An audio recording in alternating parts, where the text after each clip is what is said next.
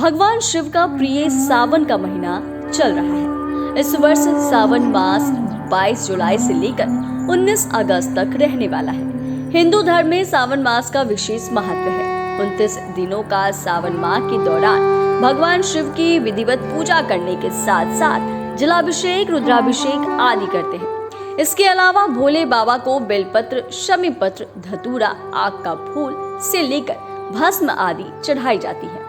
मान्यता है कि अगर सावन के दौरान आप भगवान शिव को कुछ नहीं चढ़ा पा रहे हैं तो केवल एक लोटा विधिवत तरीके से जल चढ़ा दें, इससे भी वह प्रसन्न हो जाते हैं। इसके अलावा शिव पुराण में भोलेनाथ को प्रसन्न करने के कई नियम के साथ साथ उपाय बताए गए हैं। ऐसे में बेलपत्र को लेकर एक नियम बताया है जिसे करने से व्यक्ति को हर एक दुख दर्द से छुटकारा मिल जाता है और सुख, समृद्धि, धन संपदा की प्राप्ति होती है। आइए जानते हैं कि बेलपत्र को किस तरह से चढ़ाने से शुभ फलों की प्राप्ति होती है। शिव पुराण के अनुसार भगवान शिव की कृपा पाने के लिए 5 शुद्ध बिना कटी फटी 3 पत्तियों वाले बेलपत्र ले लें। इसके बाद सबसे पहली बेलपत्र भगवान नंदी पर चढ़ाए। इसके बाद दूसरी बेलपत्र उस स्थान पर चढ़ाए जहां पर गणेश जी का स्थान माना जाता है।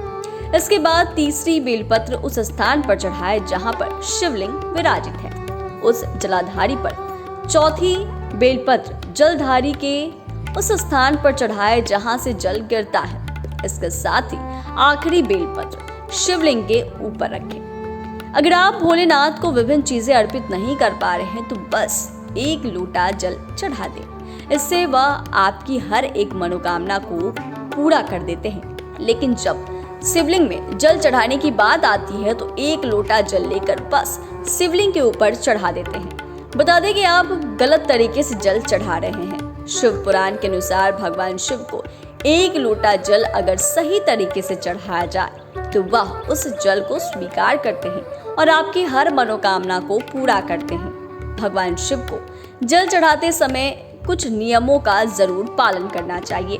कभी भी तेज धारा के साथ जल ना चढ़ाएं, बल्कि ऐसे विधि से चढ़ाएं। एक तांबे, कांसे या फिर चांदी के लोटे में घर से जल भरकर ही ले जाएं। घर से जल भरकर ले जाते हैं तो उसमें घर के हर तरह के दोष लेकर जाते हैं। सबसे पहले शिवलिंग के जलाधारी के दाएं ओर जल चढ़ाएं। इस स्थान में गणेश जी का वास होता है, इसीलिए जल चढ़ाने के साथ गणेश मंत्र ओम गणः गणपताय नमः बोले।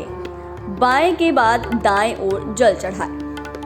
अगर आपके पास बेलपत्र नहीं है तो शिव मंदिर में शिवलिंग पर चढ़ी बेलपत्र को आप उठाकर साफ जल से धो लें। उसके बाद आप इन्हें चढ़ा सकते हैं। शिव पुराण के अनुसार ऐसा करने से बाबा रुष्ट नहीं होते हैं और इसका फल आपको ही मिलता है।